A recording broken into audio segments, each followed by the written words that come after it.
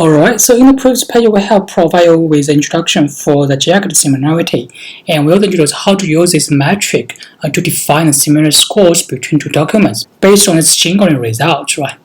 And this kind of technical, this metric can work well in the real world if this document is very small and they contain a very small number of charts or contents.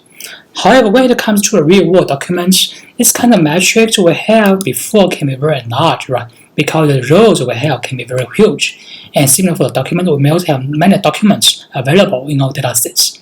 In other words, this matrix we may construct can be very huge actually.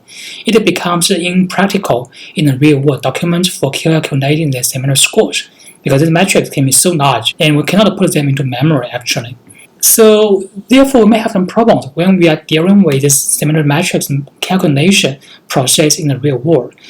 So when sets are so large enough and so many that they cannot be fit in the memory, or there are so many sets that are comparing all pairs of the sets, which may take too much time, then the techniques we introduced in the previous page based on the Boolean matrix will not work anymore, right? And we may need to think about some new methods instead.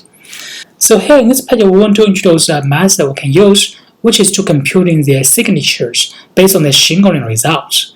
So the key idea here is to hash each column of this matrix for each of the documents to a small signature, which can be denoted by the signature of C, such that we may have some requirements for a signature.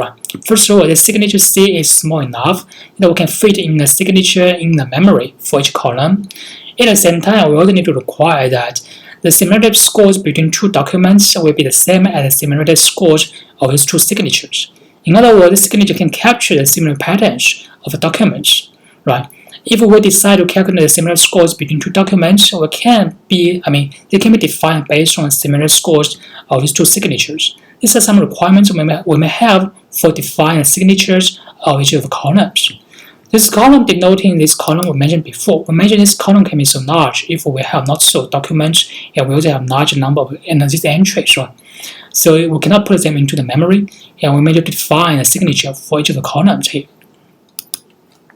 Then the key problem will be how to define the signature, this function or this mapping, which will be very interesting, right? And because we have some requirements for the signature mappings.